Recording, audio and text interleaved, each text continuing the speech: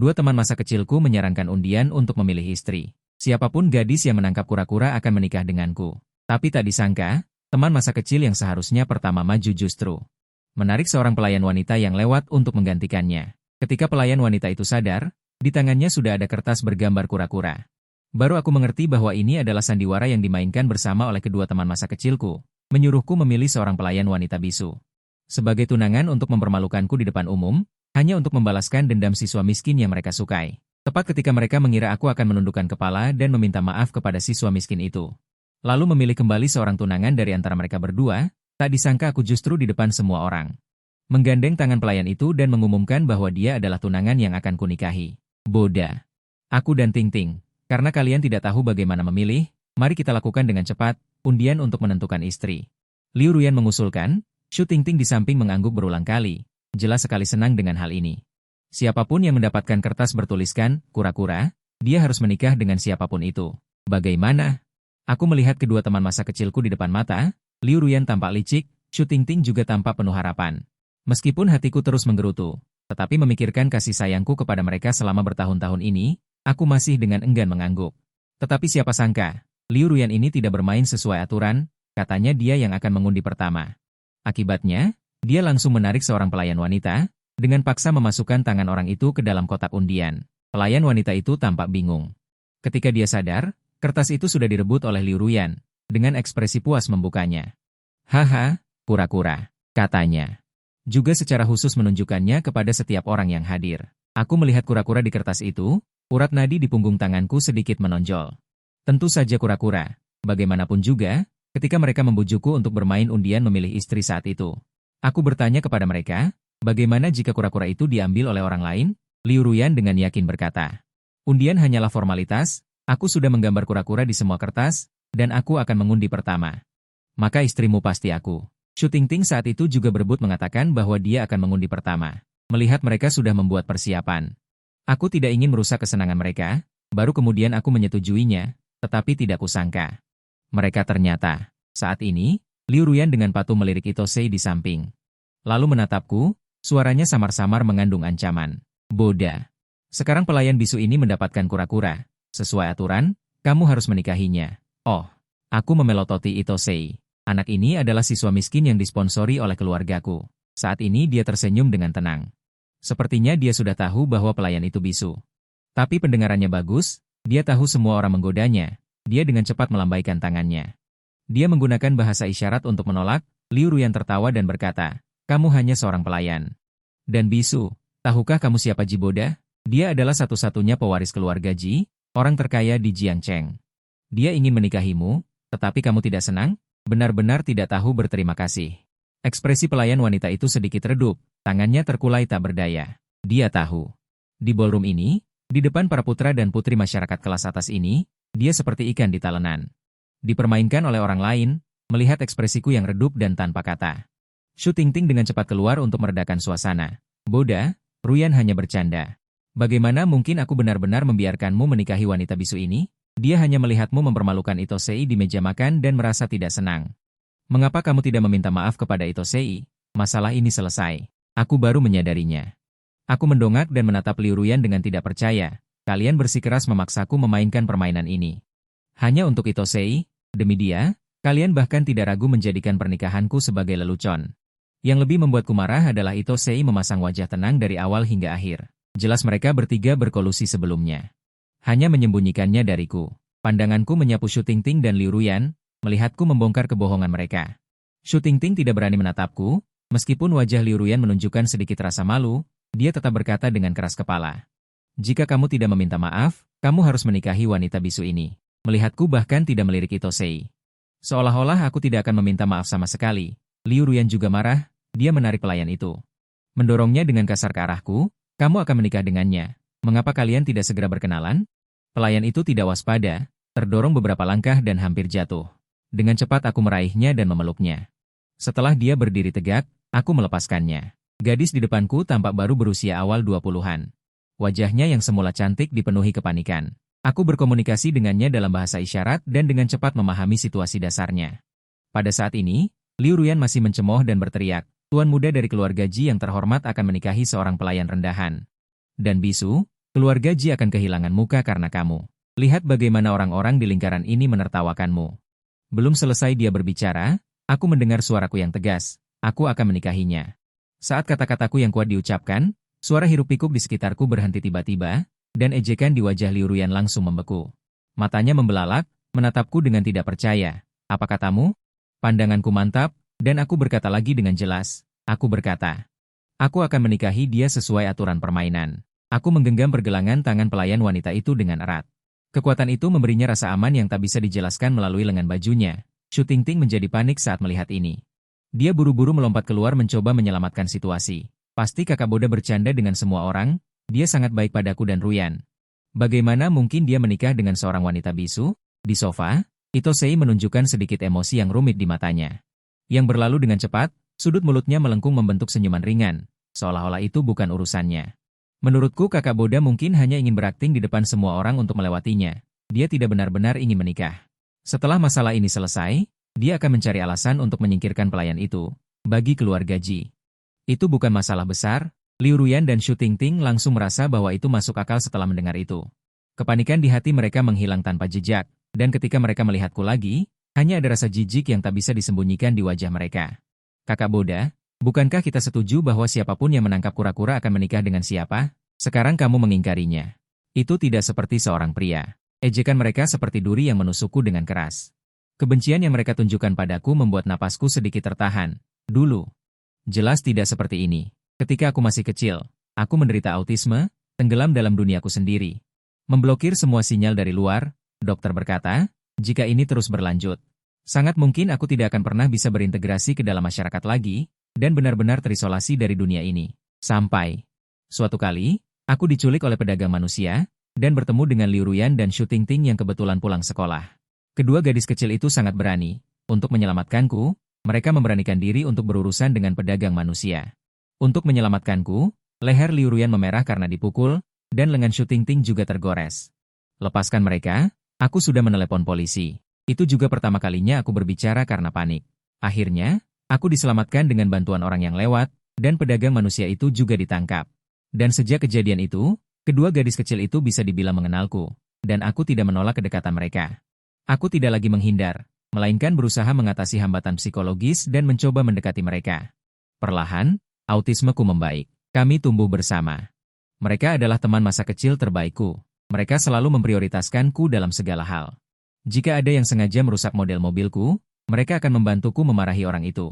Ketika mereka menjadi sasaran rumor jahat, aku juga akan berusaha sekuat tenaga untuk mencari pelaku penyebaran rumor dan membela mereka. Seiring waktu, sepertinya mereka mulai menyukaiku. Semua orang di lingkaran ini tahu bahwa mereka menyukaiku, dan semua orang mengira aku akan menikahi salah satu dari mereka. Jadi selama bertahun-tahun ini, keluargaku juga tidak mengatur kencan buta untukku. Tapi semua ini berubah dengan munculnya Itosei. Itosei adalah salah satu siswa miskin yang disponsori keluarga Jiku. Setelah lulus kuliah, Itosei bersikeras mentraktirku makan malam untuk berterima kasih atas bantuan keluarga Ji kami. Dalam kata-katanya, dia sangat rendah diri. Dan untuk menjaga harga dirinya, aku pun pergi. Dan hari itu, Liu Ruyan dan Shu Tingting juga pergi. Tak disangka, setelah pertemuan singkat dengan Itosei, Liu Ruyan dan Shu Tingting semakin jarang menemuiku, tetapi semakin dekat dengan Itosei. Aku masih berpikir bahwa mereka hanya berkepribadian bebas dan memiliki banyak teman. Tetapi sampai mereka menggunakan pernikahanku sebagai lelucon untuk membuat Itosei senang. Aku mengerti bahwa posisiku di hati mereka telah digantikan oleh Itosei. Aku menarik napas dalam-dalam dan berkata dengan tenang namun serius. Sepertinya kalian lupa, aku tidak pernah bercanda. Bab 3, Penghinaan. Mendengar ini, Liu Ruyan dan Shu Tingting terkejut lagi. Ji Boda ini, karena pengalamannya di masa kecil, tidak pernah bercanda dan terkenal sangat serius. Aku masih ingat waktu itu, mereka berkata ingin memelihara anak babi hutan sebagai hewan peliharaan karena minat sesaat. Tanpa diduga, Ji Boda langsung berlari ke pegunungan yang dalam. Dan benar-benar menangkap seekor untuk mereka. Ketika Ji Boda muncul di hadapan mereka dengan luka di sekujur tubuh dan pakaian yang robek. Tetapi memeluk erat anak babi hutan itu, kedua gadis itu tercengang. Pengurus rumah tangga keluarga Ji juga menambahkan bahan bakar ke api, mengatakan bahwa dia menangkap beberapa babi hutan pada saat itu, tetapi Ji Boda tidak menyukai satupun dari mereka. Dia bersikeras bahwa dia menginginkan yang kecil. Saat itulah mereka menyadari bahwa Ji Boda benar-benar orang yang menepati janjinya. Bagaimana mereka bisa melupakan hal ini? Melihat aku hendak menyuruh pelayan membawa pramusaji itu untuk diatur di keluarga Ji, ekspresi Liu Ruyan menjadi dingin. Dia tiba-tiba mendorong pramusaji itu, lalu dia menatapku. Dengan nada dingin, Ji Boda, kejadian kali ini. Kami hanya ingin memberimu pelajaran. Siapa suruh kamu mempermalukan Itosei di meja makan sebelumnya? Shu Tingting melanjutkan perkataan Liu Ruyan. Dia menambahkan, mengapa kamu menindasnya? Bukan pilihannya dia lahir dari keluarga miskin. Asalkan kamu meminta maaf kepada Itosei, kami tidak akan memintamu menikahi wanita bisu ini. Keduanya terus mengungkit kejadian di meja makan. Juga menimpakan kesalahan besar padaku. Akhirnya aku tidak tahan lagi, ekspresiku menjadi suram. Kalian yakin aku yang mempermalukannya? Aku langsung menarik pramusaji yang didorong ke sana kemari dan tidak berdaya itu ke belakangku. Pertama-tama, aku memberinya semangkuk sup dan menyuruhnya makan sesuatu dan menunggu. Lalu, aku menoleh untuk melihat Liu Ruyan dan Shu Tingting, dengan nada marah dan tak berdaya. Apa yang sebenarnya terjadi di meja makan tadi? Kalian tidak tahu? Itosei berkedok mempelajari psikologi dan terus bertanya tentang autisme yang pernah kualami. Kalian semua tahu betapa sulitnya hari-hari itu bagiku. Bagaimana aku bisa keluar dari hari-hari kelam itu? Dia menggali begitu dalam, bukankah dia hanya ingin mengorek lukaku, mencabik-cabik daging yang sudah susah payah sembuh? Lalu menaburkan garam di atasnya? Selain itu, kalian juga tahu dokter sudah berpesan. Jangan terlalu larut dalam masa lalu. Jika tidak, autisme bisa kambuh lagi. Lagi pula, kapan mempelajari psikologi harus mengorek luka orang lain? Bahkan psikologku dulu tidak pernah memaksaku mengingat hal-hal yang tidak ingin kusebutkan. Aku hanya membalasnya seperti itu, mengapa jadi mempermalukannya? Dia mengasihani dirinya sendiri. Kalian mengasihaninya, itu urusan kalian. Tapi sanjungan dan kebaikan kalian padanya dibangun di atas dasar memperlakukanku seperti badut. Kejadian kali ini, sampai di sini saja. Mulai sekarang, kita jalan masing-masing. Aku mengucapkan begitu banyak sekaligus. Seolah-olah melampiaskan semua keluhan dan ketidakadilan yang kualami selama ini. Orang-orang yang hadir mendengarkan perkataanku. Untuk sesaat, semua tertegun. Dalam ingatan mereka, Itosei adalah anak yang suka menangis. Sedangkan aku adalah tipe orang yang hanya memiliki satu permen, dan atas permintaan orang tua, akan dengan ragu memberikannya kepada Itosei. Jadi, perlahan-lahan, mereka semua mengabaikan. Betapa kesepiannya anak yang bersembunyi di kegelapan dan hanya bisa memandang kebahagiaan orang lain. Berapa banyak keluhan lagi yang diderita? Liu Ruyan dan Shu Tingting saling bertukar pandang, seolah merasa bahwa kali ini mereka memang agak berlebihan. Tepat ketika mereka hendak berbicara, Itosei tiba-tiba bergegas maju, menarik lengan baju mereka. Ini semua salahku. Menyebabkan kesalahpahaman antara kalian dan Kak Boda. Aku orang berdosa. Biar aku pergi dulu. Aku tidak akan mengganggu kalian lagi di masa depan. Bab 4 aku bersedia. Kulitnya putih, dengan wajah kekanak-kanakan. Saat ini, matanya sedikit merah, dan mata anak anjing membuat hati Liu Ruyan tanpa sadar menjadi lembut. Dia tanpa sadar meraih Itosei dan berkata dengan paksa. Kamu tidak boleh pergi. Kami ingin berteman denganmu. Siapapun yang berani menghalangi. Shu Tingting juga dengan cepat menimpali, hal-hal ini tidak ada hubungannya denganmu. Kamu tidak perlu menyalahkan dirimu sendiri. Kalau mau menyalahkan, tatapannya tiba-tiba menjadi dingin, menatap tajam ke arah pelayan itu. Dasar bisu tidak tahu diri, tidak lihat siapa dirinya, berani-beraninya bermimpi untuk menikahi Boda. Cepat pergi. Aku perhatikan tubuh pelayan itu jelas bergetar. Logika perampok Shu Tingting ini membuatku semakin marah dan tertawa. Bagaimana bisa aku tidak menyadari sebelumnya bahwa mereka ternyata orang seperti ini? Salahkan aku yang bodoh. Melihat pelayan itu hendak pergi dengan sikap rendah hati, aku kembali meraih pergelangan tangannya. Menatap dingin ke arah Liu Ruyan dan Shu Tingting. Hari ini aku tegaskan di sini, kata-kata yang keluar dari mulutku, Ji Boda. Tidak pernah aku sesali. Mulai sekarang, kalian berdua harus lebih menghormati. Dia bukan bisu.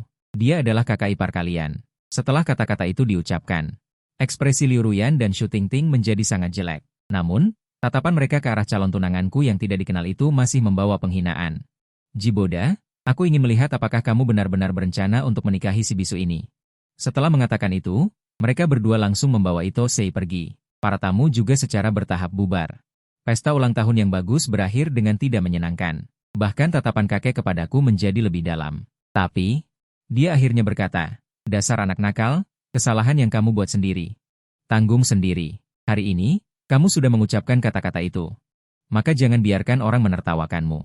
Kalau tidak, aku orang pertama yang akan mematahkan kakimu. Kakek, aku tahu. Kemudian, setelah mengantar kakek pergi, seketika aula perjamuan yang luas ini hanya menyisakan aku dan pelayan itu berdua. Kulihat dia terus menunduk, jari-jari lentiknya gelisah memilin. Tiba-tiba aku teringat, Tadi di perjamuan, ketika Itosei memaksa menanyakan tentang autismeku. Orang lain ada yang diam, ada yang penasaran, ada yang mengejek, hanya pelayan kecil ini yang maju dan terus memberi isyarat. Orang lain tidak mengerti, tapi karena autisme aku secara khusus belajar bahasa isyarat, jadi aku mengerti. Yang terus dia isyaratkan adalah autisme tidak boleh dibahas lagi, bisa kambuh. Kemudian melihat Itosei sepertinya tidak mengerti, atau pura-pura bertanya, dalam keadaan panik. Dia bahkan menggunakan serbet untuk membungkam mulut Itosei. Justru karena inilah dia diperhatikan oleh Liu Ruyan dan yang lainnya. Dan dijadikan sebagai objek untuk mempermainkanku. Memikirkannya, mataku menatap gadis itu dengan rasa bersalah. Pada akhirnya aku yang menyeretnya. Meskipun tadi melalui bahasa isyarat aku sudah menanyakan situasi dasarnya, tahu dia belum menikah. Juga tidak punya pacar, saat ini masih lajang, tapi aku tetap memberi isyarat agar gadis itu duduk. Baru saja ingin bertanya apakah dia akan merasa dirugikan jika menikah denganku. Gadis itu sudah lebih dulu memberi isyarat dengan bahasa isyarat. Bahwa dia yang menyeretku. Tapi aku berkata, aku bersedia menikahinya. Aku melihat wajah polos gadis itu seperti bunga lili, alis dan matanya yang indah. Dulu aku tidak punya konsep tentang kecantikan. Sekarang aku merasa, gadis ini cukup enak dipandang. Membuat orang merasa santai dan gembira di hati. Dulu aku juga tidak tahu dengan jelas, istri seperti apa yang ingin kunikahi. Tapi saat ini, tiba-tiba aku merasa, jika orang yang akan menghabiskan hidup bersamaku nanti adalah gadis di depanku ini, maka aku akan dipenuhi harapan untuk masa depan. Jadi, aku menggunakan bahasa isyarat untuk memberitahu gadis itu, keluarga Ji punya wasiat leluhur, satu kehidupan satu pasangan. Jika ada yang melanggar, akan diusir dari keluarga Ji, dan namanya akan dihapus dari silsilah keluarga Ji. Sejak saat itu dan seterusnya, dia bukan lagi orang dari keluarga Ji, hidup dan mati juga tidak ada hubungannya lagi dengan keluarga Ji. Aku akan berusaha sekuat tenaga untuk memperlakukanmu dengan baik. Apakah kamu bersedia memberiku kesempatan ini? Mata bertemu mata, gadis itu menatapku. Sama seperti beberapa tahun lalu, juga sama seperti dalam mimpinya, tidak ada yang berubah sama sekali. Hati gadis itu tergerak, dia langsung mengangguk setuju. Memberi isyarat perlahan namun sungguh-sungguh. Aku bersedia. Bab 5 Suasana Hati Kecil. Aku tahu. Tunanganku bernama Yu Youwei, dia cantik dan namanya pun terdengar indah. Dia dengan santai mengatakan bahwa dia sebatang kara dan tidak menyebutkan masa lalunya, jadi aku salah mengira dia yatim piatu. Maka, sesuai keinginan kakek, aku membiarkannya menetap di keluarga Ji terlebih dahulu demi memulihkan nama baik keluarga. Kakek ingin kami berdua segera menikah, tanggal pernikahan ditetapkan setengah bulan lagi, kami berdua memutuskan untuk tinggal bersama terlebih dahulu. Agar kami bisa saling mengenal dengan cepat, tentu saja, sebelum menikah. Yu Youwei akan selalu tinggal di kamar tamu. Keesokan paginya, ketika aku bangun, sarapan sudah tertata lengkap di ruang makan. Awalnya aku mengira itu dibuat oleh pelayan, tetapi setelah diperhatikan dengan seksama, ini bukanlah gaya yang biasa dimakan. Saat aku merasa curiga, Yu Youwei keluar dari dapur, sambil membawa semangkuk sup panas. Karena aku biasanya sangat mudah bergaul, para pelayan di rumah tidak terlalu sungkan denganku. Saat itu, Bibi langsung tersenyum padaku dan berkata, Nona Yu bangun sebelum fajar dan bersikeras membuatkanmu sarapan sendiri. Aku menasihatinya bahwa ini adalah pekerjaan kami, tetapi dia tidak mau mendengarkan. Lihatlah sarapan ini. Warna, aroma, dan rasanya lengkap. Keterampilan memasaknya jauh lebih baik daripada kami, tuan muda. Silakan dicoba. Begitu mendengar itu, tanpa basa-basi aku menggulung lengan bajuku. Menerima mangkuk sup dari tangan Yu Youwei dan berkata dengan sungguh-sungguh, kamu tidak perlu memasak. Di rumah ada Bibi, jika kamu memasak, mereka malah akan merasa tidak nyaman. Lagi pula, kamu menikah dengan keluarga Ji untuk menjadi istriku, bukan untuk menjadi pengasuh. Jika kamu merasa bosan, aku akan mengajakmu keluar nanti. Beli beberapa barang yang kamu suka. Kamu hanya perlu melakukan hal-hal yang kamu sukai. Yu Youwei tersenyum dan memberi isyarat. Aku suka memasak. Saat di luar negeri, dia tidak terbiasa mempekerjakan pengasuh.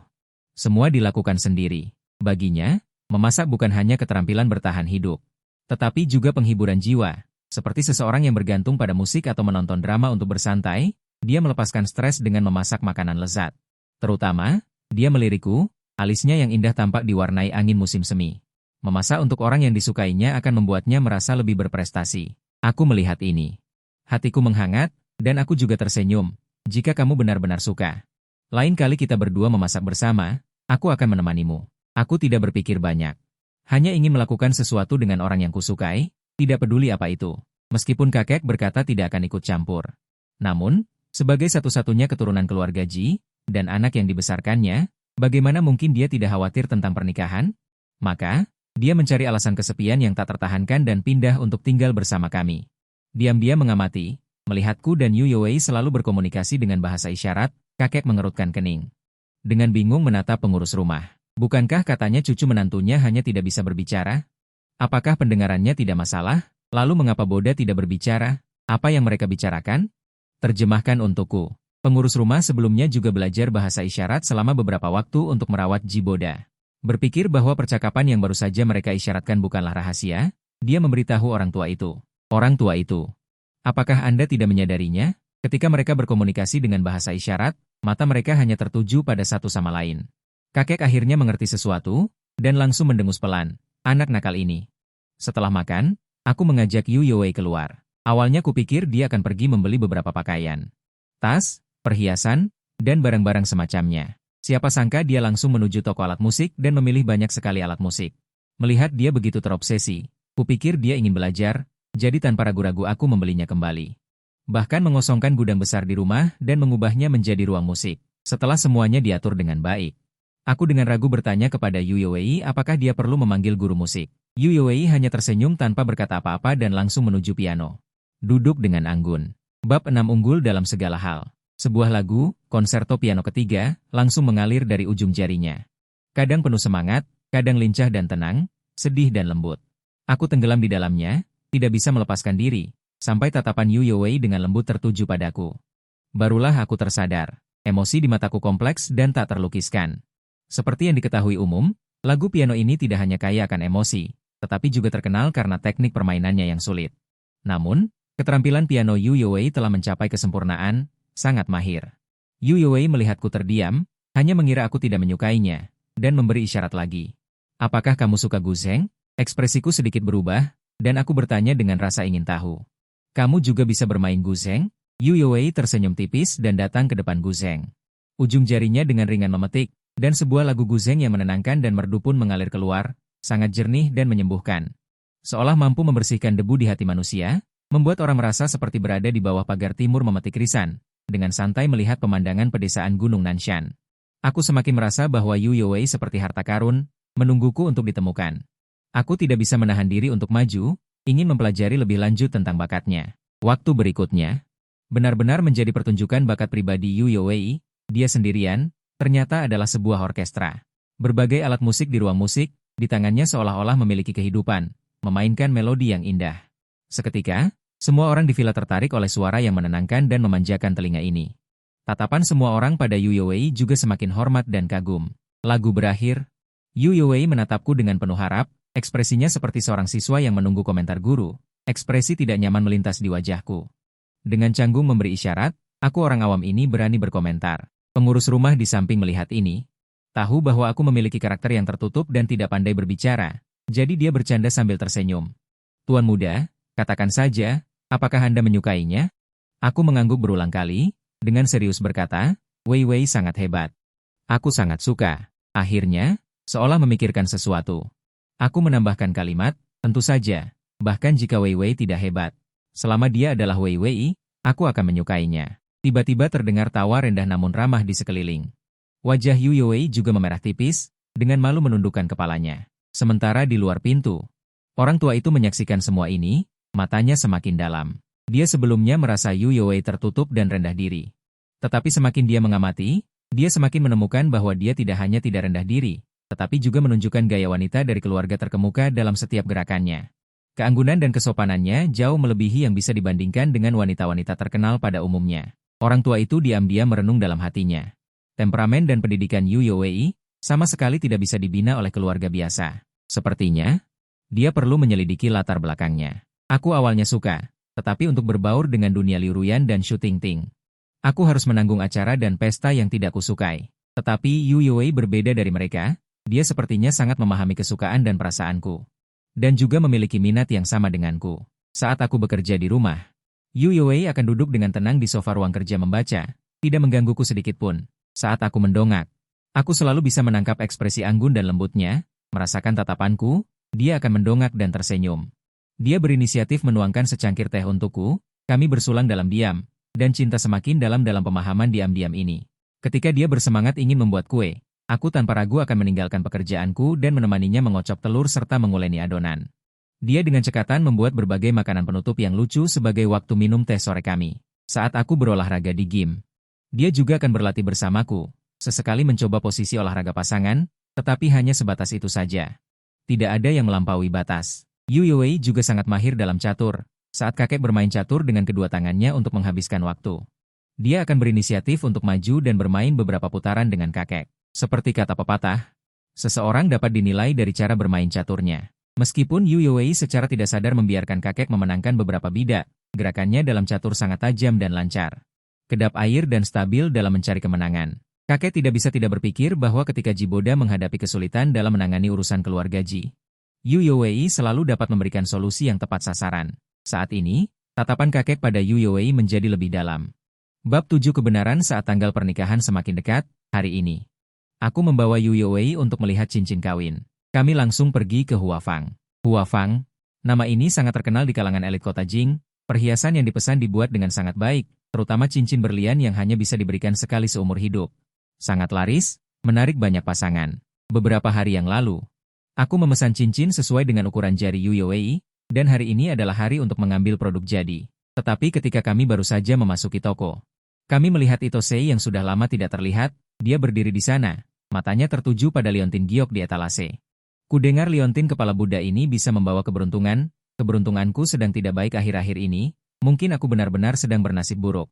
Itosei bergumam pada dirinya sendiri. Itu hanya sebuah kepala Buddha, jika kau suka aku akan memberikannya padamu. Suara Shu Tingting terdengar, dengan sedikit nada menyenangkan. Liu Ruyan melirik liontin itu dengan jijik dan mencibir, itu hanya sebuah kepala Buddha. Itosei, kau terlihat cocok mengenakan Rolex ini. Terima kasih Kak Ruyan. Kak Tingting, kalian baik padaku. Itosei tersenyum lebar. Tampak tersanjung. Ketiga orang ini benar-benar seperti hantu yang menghantui. Aku bergumam dalam hati, ingin menghindarinya dengan tenang, tetapi begitu aku berbalik, Shu Tingting yang jeli melihatku. Boda, kenapa kau ada di sini? Shu Tingting bertanya dengan pura-pura terkejut. Datang ke sini untuk apa lagi? Nada bicaraku dingin. Terlihat sedikit ketidaksabaran di matanya. Liu Ruyan sepertinya sangat tidak puas dengan sikapku, dan langsung menegur. Jiboda, bukankah sudah kami jelaskan padamu? Asalkan kau meminta maaf kepada Itosei, kami akan melupakan yang lalu. Sekarang kau membawa wanita bisu ini, apakah kau sengaja memamerkan kekuatan pada kami?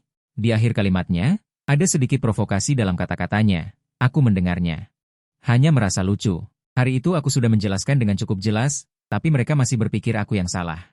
Apakah aku harus merendahkan diri pada Itosei, membiarkan mereka menindasku? Aku tidak salah. Kenapa aku harus meminta maaf padanya? Aku menatap Liu Ruyan dengan dingin, dan berkata kata demi kata.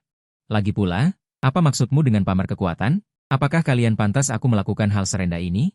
Nada bicaraku tegas, tidak mengalah. Jiboda. Apa maksudmu? Liu Ruyan dan Shu Tingting bertanya serempak, wajah mereka penuh amarah. Kau sudah berani? Sekarang berani memasang wajah pada kami berdua ya? Apakah wanita bisu ini yang menghasutmu di belakang? Dia seorang wanita bisu, kau juga mau? Liu Ruyan berbicara dengan cepat. Nadanya penuh penghinaan. Aku mencibir dalam hati, aku bukan orang bodoh yang bisa dipermainkan. IQ-ku setinggi 150. Jika tidak, kakek tidak akan dengan mudah mempercayakan grup G padaku. Selama bertahun-tahun, aku selalu menuruti mereka, hanya karena berterima kasih atas bantuan mereka di masa lalu. Tapi sekarang, aku sudah cukup membalas budi ini, dan tidak akan membiarkan mereka melakukan apapun yang mereka inginkan lagi. Aku sudah memperingatkan kalian. Dia adalah tunanganku, kalian seharusnya menghormatinya. Jika kalian tidak belajar menghormati orang, aku tidak keberatan mengajari kalian. Nada bicaraku dingin, bahkan membawa sedikit ancaman. Jiboda, apa perlu sampai seperti ini? Aku sudah bilang. Bagaimana kalau kita mainkan lagi permainan itu? Kali ini aku pasti bisa menangkap kura-kura. Shu Tingting melihatku terus membela Yu Yuwei. Merasa sedikit cemburu, dan berkata dengan tidak rela. Cukup. Aku tidak tertarik menemani kalian bermain permainan kekanak-kanakan seperti ini. Aku memotong perkataannya dengan tidak sabar. Kalian ingin membujuk Itosei. Carilah orang lain, jangan ganggu aku. Mendengar itu, ekspresi Liu Ruyan sedikit berubah, menatapku dengan terkejut. Kau sudah tahu? Suara Liu Ruyan sedikit bergetar, aku mencibir dalam hati, tentu saja aku tahu. Setelah perjamuan ulang tahun kakek hari itu, aku meminta kepala pelayan untuk menyelidiki dan tak disangka. Ini ternyata dari Itosei, dan mereka berdua menyetujuinya. Perilaku semacam ini benar-benar keterlaluan. Ini juga membuatku benar-benar kehilangan harapan pada mereka. Pernikahanku dengan Yu Yuwei akan diadakan beberapa hari lagi. Aku tidak punya waktu untuk bicara omong kosong dengan mereka lagi. Lalu, aku menarik Yu Yowei. Langsung mencari staf yang berhubungan dengan kami. Staf membawa kami ke ruang VIP berlian hitam, lalu pergi mengambil cincin berlian yang kami pesan. Namun, kami baru saja duduk, suara keributan terdengar dari luar. Bab 8, Salahku karena buta. Nona-nona, saya sudah menjelaskan dengan sangat jelas. Kalung ini dipesan khusus oleh Tuan Ji. Jika Anda membutuhkannya, Anda dapat memesan yang lain. Hanya perlu menunggu beberapa hari. Mengenai set kalung dan cincin kawin ini, maaf, kami tidak bisa menjualnya kepada Anda. Staf menjelaskan dengan sabar. Tidak lama kemudian, Liu Ruyan dan Shu Tingting tiba-tiba menerobos masuk dan bertanya dengan bingung, "Kamu membeli cincin kawin untuk apa? Kenapa aku membeli cincin kawin? Apa mereka tidak tahu? Berpura-pura bodoh di sini? Bahkan jika mereka tidak mau mempercayai apa yang kukatakan, mereka bisa mencari tahu sedikit saja. Dan mereka akan tahu bahwa keluarga Ji kami sedang sibuk mempersiapkan pernikahan. Pada akhirnya, mereka tidak peduli padaku. Aku sudah mengatakan dengan sangat jelas tadi. Nada bicaraku sedikit tidak berdaya dan marah. Shu Tingting yang terus menatapku tiba-tiba tertawa seolah teringat sesuatu. Kak Boda, tidak mungkin. Kamu pasti ingin diam-diam membeli cincin. Untuk memberiku kejutan, kan? Liu Ruyan tampak jijik, karena kalungnya dipesan olehmu. Biarkan Ito Sei mencobanya juga. Ito Sei menarik-narik Liu Ruyan dan berbisik. Kak Ruyan, bahkan jika itu barang yang Kak Boda tidak inginkan, aku tidak pantas memakainya. Liu Ruyan dan Shu Tingting menatap Ito Sei dengan kasihan. Liu Ruyan berkata kepadaku, Ji Boda. Lagi pula kamu tidak bisa memakai semua perhiasan itu, biarkan Ito Sei memilih duluan. Shu Tingting relatif lebih halus. Kak Boda, kamu juga tidak mungkin memakai semuanya, berikan saja satu kepada Ito Sei. Aku menatap mereka dengan dingin. Rasa jijik yang kuat muncul di hatiku. Kenapa aku tidak menyadari bahwa kedua orang ini begitu tidak tahu malu? Mereka sama saja dengan perampok. Belum lagi kalung-kalung ini adalah model wanita. Bahkan jika bukan model wanita, kenapa aku harus memberikannya kepada Ito Sei si mata keranjang ini? Perhiasan yang kupesan dengan uangku. Kenapa harus memberikannya dengan cuma-cuma? Begitu aku mengucapkan kalimat ini, raut wajah Liu Ruyan dan Shu Tingting langsung berubah muram. Ji Boda, kita semua sama. Kenapa kamu merendahkan asal-usul Ito Sei? Benar kata Ito Sei, kamu memang orang yang mata duitan. Bahkan kalung pun tidak rela diberikan. Walaupun aku sudah tidak berharap banyak pada mereka, tapi melihat mereka membela Ito Sei sedemikian rupa, bahkan sampai mengabaikan kemanusiaan yang paling dasar. Aku hanya bisa tertawa sinis. Benda-benda ini, bahkan untuk anjing pun tidak akan kuberikan padanya. Aku membalas tanpa basa-basi. Ito Sei tidak berkata apa-apa, tapi matanya memerah. Liu Ruyan dan Shu Tingting sangat khawatir. Jangan sedih, semua kalung ini akan kubelikan untukmu. Liu Ruyan melotot tajam padaku. Lalu, segera menyuruh staf untuk membayar. Di sela-sela itu, Ito Sei berjalan menghampiriku. Dia mengangkat tangannya, memperlihatkan cincin di jari manisnya. Lihat, cincin ini hadiah dari Kak Ruyan. Katanya, cincin ini hanya boleh diberikan sekali seumur hidup pada satu orang. Ito Sei bahkan sengaja melepas cincin itu. Membiarkanku melihat ukiran di dalamnya. Namun, aku sekarang sudah benar-benar kehilangan minat pada mereka. Melihat Ito Sei terus mengoceh di depanku tanpa henti, seperti lalat yang mengganggu, bahkan terus menghalangi aku dan Yu Yowei. Mengganggu kami mencoba perhiasan, aku akhirnya tidak tahan lagi, mengangkat tangan dan meninju Ito Sei. Ito Sei mundur beberapa langkah, lalu berdiri dan menatapku dengan wajah terkejut. Lama sekali dia sadar. Sementara Liu Ruyan dan Shu Tingting yang menyadari apa yang terjadi, segera menangkapku dan memintaku meminta maaf. Ji Boda, kamu sudah keterlaluan, kamu harus segera meminta maaf pada Ito Sei. Minta maaf untuk apa? Aku salah. Tiba-tiba aku mengucapkan kalimat itu. Melihat aku mengakui kesalahan, ekspresi Ruyan dan Shu Tingting sedikit melunak. Tapi sedetik kemudian, nada bicaraku berubah tajam. Salahku karena mataku buta, mengenal kalian berdua. Wei Wei, ayo kita pergi. Tempat ini sudah kotor. Benda-benda ini, kita juga tidak membutuhkannya. Selesai berbicara, aku menarik Yu Yowei untuk pergi. Liu Ruyan yang biasanya manja dan angkuh. Dan melihatku terus menarik Yu Yowei, segera maju, menghalangi jalan kami. Ji Boda, minta maaf pada Ito Sei, atau kalian berdua tidak akan bisa keluar dari toko ini hari ini. Aku dengan tenang menatap Liu Ruyan dan Shu Tingting yang memelototiku. Apakah aku bisa pergi? Bukan kamu yang menentukan. Liu Ruyan mengangkat tangannya hendak menamparku, tetapi dicegah oleh seseorang. Itu Yu Yowei, dengan jari-jarinya yang lentik. Dengan erat menggenggam pergelangan tangan Liu Ruyan. Tidak peduli seberapa keras dia mencoba, dia tidak bisa melepaskan diri. Melihat ini, Liu Ruyan semakin marah. Kamu seorang bisu, tidak punya hak dan kekuatan. Berani ikut campur urusan kami? Akan kubunuh kau hari ini, agar kau tahu bagaimana bersikap. Melihat dia mengangkat tangan yang lain hendak memukul Yu Wei, ekspresiku langsung berubah dingin. Saat aku hendak mendorongnya, aku melihat manajer toko datang bersama satpam dan menghentikan Liu Ruyan. Lalu, dengan hormat memberi hormat ke arahku dan Yu Wei. Nona, kami berkata, perhiasan di toko kami ini, selain untuk Tuan Ji, tidak dijual kepada orang lain. Bab 9 kalian tidak pantas. Manajer melirik Liu Ruyan dan yang lainnya, lalu segera memerintahkan satpam, kalian semua masih melamun, cepat usir orang-orang yang membuat keributan ini. Dan kalian, apa yang kalian lakukan? Tamu terhormat kita mendapat masalah, kenapa tidak segera membantu menyelesaikan masalahnya? Manajer merebut tas belanja di tangan Itosei. Itosei sangat marah. Kalian buka toko untuk berbisnis. Kenapa tidak mau menjual padaku? Manajer tetap tidak bergeming. Kami Huafang memang berbisnis sesuai suasana hati. Siapapun yang membuat Tuan Ji tidak senang, akan langsung kami usir. Wajah Itosei memerah karena marah. Tetapi dia menghibur diri dengan berkata, kalian pikir kami menginginkan barang-barang jelek kalian ini? Liu Ruyan adalah seorang sosialita. Sangat paham posisi Huafang. Ekspresinya sedikit tidak enak dilihat. Manajer Qian, aku memesan perhiasan darimu setiap tahun. Kau bilang tidak dijual, jadi tidak dijual? Nona Liu. Maaf, manajer dengan sopan mengusir mereka bertiga dari toko. Liu Ruyan masih berusaha untuk berdebat. Manajer Qian, siapa nona kalian? Seingatku, aku sepertinya tidak pernah menyinggungnya. Bisakah kami bertemu dengannya untuk melihat apakah ada kesalahpahaman? Manajer diam-diam melirik Yu Wei di sampingnya. Melihat dia tidak berkata apa-apa, dia langsung menunjukkan ekspresi dingin. Dia berkata dengan acuh tak acuh, ingin bertemu nona kami? Kalian tidak pantas. Setelah mengatakan itu, dia melanjutkan memerintahkan satpam untuk mengusir mereka bertiga. Sandiwara ini berakhir. Setelah orang-orang yang mengganggu itu pergi, manajer dengan hormat melaporkan kepada Yu Wei. Nona, sudah selesai diproses sesuai instruksi Anda. Saya terkejut melihat Yu Wei, ternyata dia adalah nona dari Huafang ini. Yaitu, penguasa seluruh Huafang ini. Mungkin karena saya terlalu terkejut, Yu Wei segera memberi isyarat untuk menjelaskan. Dia tidak sengaja menyembunyikannya dari Jiboda. Dia juga bukan pelayan, hanya saja hari itu.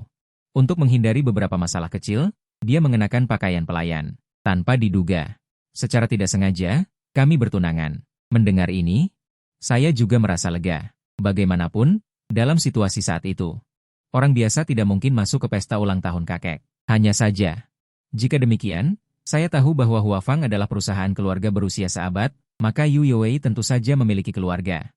Melihat tanggal pernikahan kami semakin dekat, secara logika, saya harus mengunjungi orang tuanya terlebih dahulu. Namun, kilatan aneh melintas dengan cepat di mata Yu Wei, dan dia berkata bahwa pernikahannya adalah keputusannya sendiri.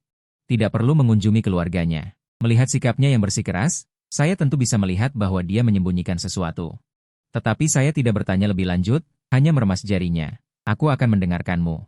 Kemudian, dengan cepat melepaskan tangannya. Dan karena lelucon tadi, saya merasa tidak menginginkan cincin dan kalung pernikahan yang telah saya pilih sebelumnya. Jadi, saya memutuskan untuk memesan yang baru.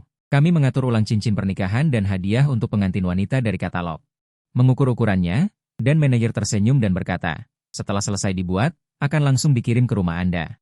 Ketika hendak pulang, Yu Wei memberitahu saya bahwa dia harus meninggalkan keluarga Ji untuk sementara waktu. Dia akan kembali lebih dulu, bersiap untuk menikah. Kemudian, dia memberi saya sebuah alamat. Saya melihatnya, itu adalah kawasan villa paling mahal di kota ini. Untuk sesaat, saya hanya merasa bahwa latar belakang Yu Wei tampaknya lebih dalam dari yang saya kira. Bab 10 latar belakangnya. Ketika saya kembali ke villa sendirian, kakek sedang menunggu saya di ruang tamu. Melihat saya tampak sedikit linglung. Dan sendirian, dia samar-samar menebak sesuatu, dan berkata, masuk ke ruang kerja. Begitu masuk ke ruang kerja, kakek bertanya, kenapa kamu pulang sendirian? Di mana Wei Wei? Saya mengangkat tangan. Saat hendak menggunakan bahasa isyarat, tiba-tiba teringat bahwa yang ada di hadapannya adalah kakek, barulah berkata. Dia sudah pulang ke rumahnya duluan. Kakek mendengar itu, raut wajahnya meredup. Lalu, apakah dia akan kembali? Aku sedikit terkejut. Kakek, apa maksud perkataanmu ini? Dia hanya bilang mau pulang dulu untuk menunggu pernikahan. Apakah identitas Wei Wei? Ada masalah? Sepertinya kamu sudah menyadarinya. Kakek perlahan berjalan di ruang kerja, dengan wajah yang jarang terlihat begitu dalam dan serius. Aku tidak akan menyembunyikannya darimu. Sebelumnya aku sudah merasa Wei Wei tidak seperti orang biasa. Jadi aku diam-diam menyelidiki identitasnya, hanya menemukan bahwa dia pergi ke luar negeri sejak kecil. Dan baru sebulan yang lalu kembali ke negara ini. Kejadian hari ini di Huafang, aku juga sudah mendengarnya. Menurutmu, Di balik Huafang, apakah keluarga kaya biasa yang berdiri? Dan ini sebenarnya juga yang membuatku selalu merasa tidak tenang. Saat itu, kakek melanjutkan. Yang paling penting, selain bisa menemukan perkiraan waktu dia pergi ke luar negeri dan kembali, yang lainnya tidak bisa dilacak sama sekali. Situasi seperti ini, hanya ada dua penyebab. Yaitu, Wei Wei benar-benar seorang yatim piatu, tidak ada keluarga di belakangnya. Tetapi jelas, situasi ini tidak mungkin terjadi. Kalau begitu, hanya ada kemungkinan terakhir ini. Latar belakangnya jauh lebih dalam dari yang bisa kubayangkan, dari yang bisa kujangkau. Jadi identitasnya juga sengaja disembunyikan, makanya tidak bisa dilacak. Mendengar itu, aku sedikit terkejut menatap kakek. Meskipun sekarang aku sudah mewarisi keluarga Ji, aku tetap selalu menganggap kakek sebagai panutanku. Bukan hanya karena bakti, tetapi juga karena di lingkaran ini.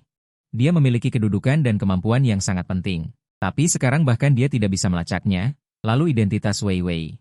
Melihat wajahku sedikit linglung, dan mengingat semua interaksi kecil antara aku dan Yu Yowei selama ini. Kakek tahu bahwa kami saling memiliki perasaan, dia menepuk pundakku, dan mengatakan pepatah lama. Wei Wei adalah anak yang baik, ajaran leluhur keluarga Ji, kamu juga tahu. Keluarga Ji tidak akan membatalkan pernikahan ini karena latar belakang Wei Wei yang rumit, yang dikhawatirkan adalah Wei Wei tidak bisa memutuskan pernikahannya sendiri. Mungkin keluarga Ji kita yang tidak pantas, jika keluarga Yu menghalangi pernikahan ini. Keluarga Ji juga tidak bisa berbuat apa-apa. Aku tahu kakek sepenuhnya demi diriku, makanya dia mengatakan kata-kata ini. Tanganku di dalam lengan bajuku sedikit memutih karena tulang-tulang jariku terlalu kering dan aku mengepalkannya dengan kuat, tetapi aku masih mengangguk dengan berat. Aku mengerti, kakek. Malam itu, aku tidak bisa tidur sepanjang malam, dan keesokan harinya aku bangun pagi-pagi sekali dan terus mempersiapkan pernikahan. Yu Yowei pernah berkata bahwa dia berhak memutuskan pernikahannya sendiri. Lagi pula, bahkan jika pada akhirnya memang begitu, aku tetap tidak ingin menyerah. Aku masih ingin mencoba lagi. 3 hari kemudian, aku akhirnya menyelesaikan semua persiapan. Saat ini, seorang pelayan di rumah memegang pot bunga dan bertanya kepadaku, Tuan Muda Ji, peoni ini sudah lama tidak disiram dan layu. Aku melihat bunga peoni menara salju yang diberikan oleh Liu Ruyan. Dulu aku sendiri yang bertanggung jawab menyiramnya, tapi akhir-akhir ini aku dibuat pusing oleh Liu Ruyan dan Shu Tingting, dan aku sama sekali tidak memperhatikannya. Bunga peoni itu sudah mati. Mungkin, perasaan kita seperti bunga ini, yang telah mati dalam konsumsi berulang kali. Buang saja. Begitu aku selesai berbicara, aku berbalik dan melihat wajah marah Liu Ruyan. Ji Boda, apakah ini caramu memperlakukan ketulusan yang kuberikan padamu? Aku mengerutkan kening, melihat Liu Ruyan, Ito Sei, dan Shu Tingting. Ketiga orang ini benar-benar memperlakukan keluarga Ji seperti pasar sayur. Pengurus rumah, apa yang kalian tunggu? Cepat usir mereka. Mulai sekarang, jika ada kucing atau anjing yang masuk lagi, kalian juga tidak perlu tinggal. Jarang sekali aku berbicara seberat ini kepada pengurus rumah. Liu Ruyan dan yang lainnya tahu bahwa kata-kata ini sebenarnya ditujukan kepada mereka. Liu Ruyan segera melangkah maju dengan cemas, mengeluarkan cincin dari jarinya, dan memberikannya kepadaku. Kami sengaja datang untuk memberimu cincin pasangan, jangan usir kami. Namun, aku menghindarinya seperti menghindari wabah, mataku penuh dengan ketidakpedulian. Cincin ini, berikan pada siapapun yang kalian suka. Aku, Ji Boda, tidak menginginkannya. Aku ulangi sekali lagi, sekarang, segera. Keluar dari sini. Nada suaraku sedikit meninggi, dan ancaman dalam nada bicaraku sudah jelas. Shu Tingting dan Liu Ruyan saling memandang, mata mereka penuh dengan kepanikan dan keengganan, dan hendak membuka mulut untuk terus menjelaskan. Pada saat ini, ibu datang, dan berteriak sambil tersenyum. Boda, lihat siapa datang. Menoleh untuk melihat. Di belakang ibu ada manajer Huafang dan seorang gadis berpakaian gaun panjang krem, murni dan luar biasa. Gadis itu memakai riasan tipis, rambut panjangnya yang seperti air terjun tergerai di bahunya, seperti bidadari yang turun dari surga. Membuat mata orang berbinar, hatiku sedikit tergerak. Gadis ini memang agak familiar. Namun, untuk sesaat aku tidak ingat di mana aku pernah melihatnya. Ini Wei Wei, tunanganmu. Berganti pakaian dan kamu tidak mengenalinya? Ibu berkata sambil tersenyum di sampingnya. Tapi, sejujurnya, aku juga terkejut ketika melihatnya tadi. Benar-benar cocok dengan riasan tebal maupun tipis. Mendengar nama Yu Yowei, barulah aku benar-benar memusatkan pandanganku padanya. Bab 11 orang yang tidak penting. Yu Yowei sebelumnya polos seperti bunga putih kecil. Namun saat ini, dia seperti mutiara yang berkilauan. Memikirkan bahwa kami sudah 3 hari tidak bertemu. Sebuah emosi yang tak terlukiskan muncul di hatiku, tanpa sadar aku maju selangkah, ingin lebih dekat dengan Yu Yowei. Yu Yowei juga sama. Hanya saja ketika dia melihat Liu Ruyan dan yang lainnya, Sedikit ketegangan melintas di matanya. Dia bertanya dalam bahasa isyarat, mengapa mereka datang? Orang yang tidak penting. Tidak perlu dipedulikan. Aku berkata dengan tenang. Kemudian, aku bertanya lagi pada Yu Youwei, apakah kamu datang khusus untuk menemuiku? Yu Youwei belum menjawab, manajer Huafang yang pertama kali berbicara. Bukankah sebelumnya memesan ulang gaun pengantin, cincin, dan barang-barang lainnya? Barang-barang untuk wanita dan pria sudah siap, jadi dibawa ke sini untuk dicoba. Aku tidak menyangka. Manajer itu ternyata juga bisa bahasa isyarat. Namun, memikirkan sikap hormatnya terhadap Yu Youwei. Mempelajari bahasa isyarat mungkin juga cara yang lebih baik untuk merawat Yu Youwei. Kemudian, pandanganku tanpa sengaja menyapu Liu Ruyan dan yang lainnya, sudut mulutku membentuk senyum dingin. Sesuai dengan tanggal yang telah disepakati, besok adalah hari untuk melamar. Kalian lihat. Manajer mengatakan ini, pertama karena prosesnya membutuhkan, dan lebih lagi sengaja mengatakannya agar didengar oleh Liu Ruyan dan yang lainnya. Sebenarnya, bahkan jika keluarga Ji benar-benar datang, itu hanya formalitas belaka. Keluarga Yu tidak membutuhkan keluarga Ji untuk memberikan barang lamaran apapun. Bagaimanapun, di dunia ini, orang yang lebih kaya dari keluarga Yu bisa dihitung dengan satu tangan. Sementara ibu mendengar ini. Kemudian segera mengeluarkan buku berjilid indah dari tasnya dan memberikannya kepada Yu Youwei. Bab 12, Dominasi Ibu Ji terungkap. Wei Wei, meskipun kamu sebelumnya mengatakan tidak perlu keluarga Ji menyiapkan apapun. Cukup adakan pernikahan sesuai jadwal, tetapi proses ini tetap harus ada. Bibi baru-baru ini menyiapkan seserahan. Kamu lihat dulu, jika ada yang kurang, Bibi akan menambahkan. Sambil berbicara, ibu membuka buku yang dijilid dengan sangat indah itu. Begitu buku itu dibuka, berbagai macam foto perhiasan muncul di hadapan matanya. Di antaranya, ada barang langka yang dilelang dengan harga tinggi dilelang, dan bahkan pusaka yang diwariskan dari generasi ke generasi keluarga Ji. Biasanya, orang luar pun jarang bisa melihatnya. Selain itu, ada juga beberapa surat pengalihan saham. Jumlahnya sangat banyak, ada ratusan item. Buku itu begitu tebal sehingga hampir tidak bisa dipegang dengan satu tangan. Aku melihat dari samping dan mengerti dalam hati bahwa ibu akan memberikan setengah dari keluarga Ji kepada Yu Youwei. Tetapi aku tidak merasa kehilangan sedikit pun. Bagaimanapun, Yu Youwei akan menjadi keluargaku di masa depan. Memberinya melihat ini sekarang. Hanya untuk membiarkannya memahami lebih awal apa yang memang miliknya. Yu Youwei secara alami juga melihat betapa berharganya seserahan ini dan hendak menolak. Tanpa diduga, Liu Ruyan tiba-tiba bertindak dan merebut buku itu. Suaranya berubah. Bibi, apakah Anda akan memberikan seluruh keluarga Ji kepada orang lain? Dia hanyalah seorang bisu. Apakah keluarga Ji Anda sudah gila? Shu Tingting juga berkata dengan halus, Bibi, apakah Anda benar-benar ingin membiarkan seorang bisu masuk? Maka keluarga Ji akan menjadi bahan tertawaan seluruh negeri. Bagaimana kalau pernikahan tetap berjalan seperti biasa? Tunggu sampai hari pernikahan dan ganti bisu ini dengan aku saja. Katakan saja dia tidak mau menikah. Belum selesai berbicara. Dengan suara keras, ibu langsung menampar Shu Tingting dengan keras. Saat semua orang terkejut, ibu sudah berbicara. Seharusnya Bibi adalah orang yang lebih tua. Seharusnya tidak memukul kalian, tetapi apa yang kalian katakan benar-benar tidak manusiawi. Sambil berbicara, dia merebut kembali buku jilidan dari tangan Liu Ruyan dan memperingatkan. Aku beritahu kalian, Wei Wei adalah menantu perempuan keluarga Ji kami. Kami hanya mengakui satu menantu perempuan ini, Wei Wei. Bahkan jika Wei Wei tidak menyukai Boda, tidak mau menikah, Boda tidak akan menikah seumur hidup. Dan sama sekali tidak akan menikahi salah satu dari kalian. Jadi, aku menyarankan kalian untuk melupakan pikiran itu. Jika kalian berani tidak menghormati menantu perempuanku lagi, memanggilnya bisu, sekali saja, aku akan memukul kalian sekali. Sambil berbicara, dia mengangkat tangannya lagi. Terlihat jelas kuku yang baru saja dipakainya yang relatif tajam. Shu Tingting melihat kuku itu, wajahnya terasa panas dan sakit. Namun tidak berdarah, dia mengerti bahwa Ibu Ji baru saja menahan diri. Dia buru-buru menutupi wajahnya. Tidak berani bersuara lagi, Liu Ruyan juga memerah, tidak berani berbicara lagi. Sebaliknya, Ito Sei membuka mulutnya, seolah ingin menengahi. Bibi, diam kamu. Mata ibu menatapnya dengan jijik yang tak terselubung. Kamu ini siapa? Di sini bukan tempat serigala berbulu domba sepertimu berbicara. Sungguh sial bagiku untuk berbicara satu kata lagi denganmu. Kepala pelayan. Cepat usir orang-orang menyebalkan ini keluar. Jangan pernah biarkan mereka masuk lagi. Jangan sampai mengotori pintu rumah keluarga Jiku. Ketika ibuku masih muda, dia adalah penguasa di kalangan wanita kaya, dan sekarang dia semakin hebat. Manajer jelas pernah mendengar nama dan perbuatannya. Melihat dia begitu melindungi Yu Youwei, dia juga merasa sedikit lega. Ibu jelas sudah menganggap Yu Wei sebagai putrinya sendiri, atau saudara perempuan, sudah menariknya masuk ke dalam rumah. Aku beritahu kamu, aku selalu tidak menyukai ketiga anak itu, terlihat manja dan nakal. Tangan Wei Wei cantik, secara alami cocok untuk melakukan manikur, tetapi kuku kamu sendiri merah muda dan berkilau. Sayang jika manikur merusaknya, kudengar dari saudara-saudaraku, kamu bisa memakai kuku palsu. Jika kamu punya waktu suatu hari nanti, Bibi akan mengajakmu memakai kuku palsu. Mari kita pilih bersama. Lalu bagaimana kamu merawat rambutmu?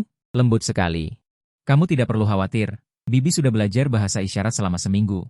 Gerakanmu pelan-pelan saja. Bibi bisa mengerti. Apa kamu bilang? Itu sampo racikanmu sendiri? Di belakang mereka, aku dan manajer saling bertukar pandang. Wajah manajer menunjukkan senyum tulus. Aku sedikit tak berdaya berkata, aku merasa seperti sudah tidak disayang lagi.